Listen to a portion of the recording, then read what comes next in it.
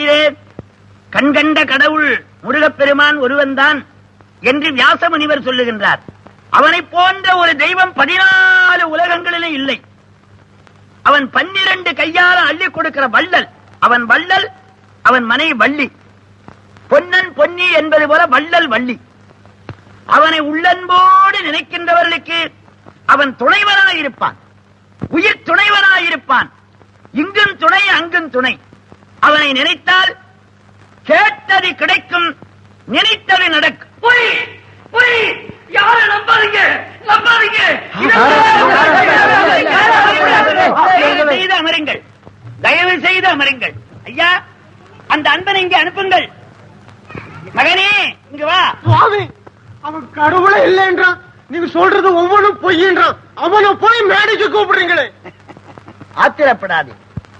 உண்டு இல்லை என்ற பிரச்சனை